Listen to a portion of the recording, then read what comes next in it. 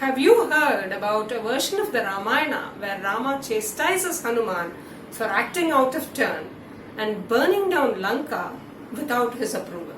This is also that rare version of the epic that has a happy ending, with the exiled Sita returning to Ayodhya along with Ram and her children. Yes, I'm talking about the Thai Ramayan, popularly known as the Ramakien. In this video, we look at some of the interesting aspects of this version and also understand where and why it deviates from Valmiki's rendering.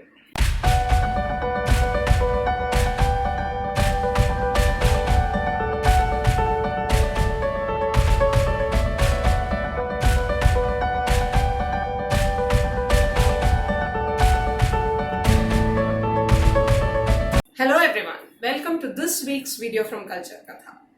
As part of the series we are currently running on Ramayana and its different versions, this week we shall explore the Thai version of the epic called Ramakien, which has influenced the culture of Thailand over the years and continues to dominate its society even today. So let's begin at the beginning. Even by the early centuries of the Christian era, the story of Rama had spread to large parts of Southeast Asia, and several versions of the epic had been composed, including a few in Thailand. But today, most of these Thai versions are lost to us, and the one that survives is called Ramakien, or the Glory of Rama. Ramakien was written in the 18th century by a Thai king who took on the title of Rama I and became the first monarch of the currently reigning Chakri dynasty. Since then, all the rulers of the Chakri dynasty have taken the title of Rama and rule in that name.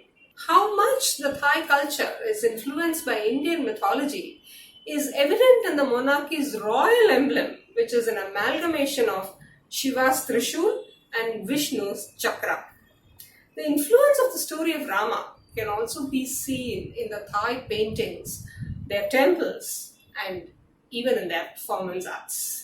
While the Thai version of the Ramayan remains mostly loyal to Valmiki's epic, it also draws inspiration from Kritivasa's Bengali version and Kamban's Tamil version.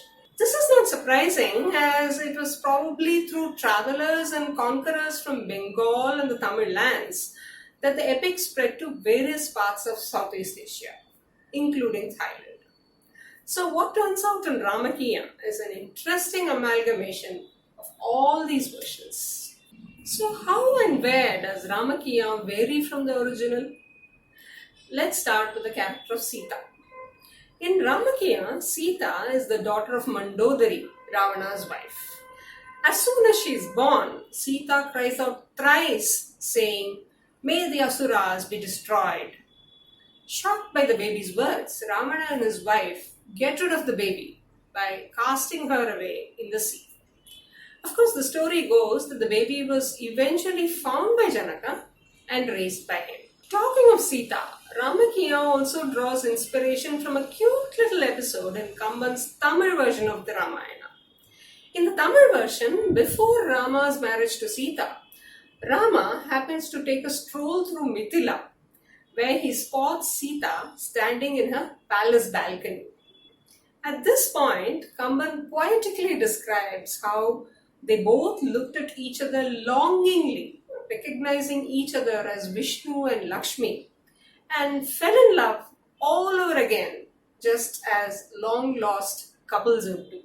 The Ramakien uses this episode very cleverly, when Rama sends Hanuman as his emissary to find Sita in Lanka. When given the task of finding Sita, Hanuman is a bit worried about how he could get Sita to trust him and accept him as a messenger from Rama. It is at this point that Rama tells Hanuman about the episode in Mithila when he had seen Sita for the first time in the palace balcony. Rama asks Hanuman to make a mention of this to Sita, as no one else had been there at that time. No one else knew about it other than himself and Sita. And just as Ram had expected, Sita accepts Hanuman as Ram's messenger only after his mention of this Mithila episode. Yet another interesting aspect about Ramakien is the number of wars and battles fought by Rama and his allies. their descriptions, and the details of the weapons used in these wars. For example, even before the great battle with Ravana, Rama fights many a battle, big and small, with several asuras, much more than in Valmiki's rendering. And the battles don't end with the defeat of Ravana and the return of Rama to Ayodhya. The wars continue into the final chapter, what is known as Uttarakanda, and right till the end, when Rama reunites with Sita and their children. We'll come to the reunion story in a bit. But talking of the wars in Ramakien, there are simply far too many of them as compared with the Valmiki version. The reason for this, scholars say, are the real wars that the Thais have had to fight with the Burmese, their neighbors. The Thai history is replete with details of these wars, big and small, and the repeated destruction of their ancient capital, Ayutthaya. Today, Ayutthaya is a city in ruins, and to the Thais, a grim reminder of their bloody past. It's thus no wonder that these experiences have found their way into their stories too. But if there's one crucial aspect that differentiates the Thai Ramayan from the rest, it is in its characterization of Hanuman. Unlike the Hanuman of the Indian versions, in Ramakien, he is not a celibate or a brahmachari. He is shown to marry many apsaras and princesses, including the daughters of Ravana and Vibhishana. The Thai Hanuman also frequently toys with the idea of renouncing the world, but every time he does so, he is dragged back into samsara by Rama's call to him for help, and each time he ends up marrying a princess. We also find that his antics and escapades sometimes worries Rama. For example, when Hanuman returns to Ram after setting fire to Lanka, he is chastised by Rama for acting out of turn and to his own whims and fancies.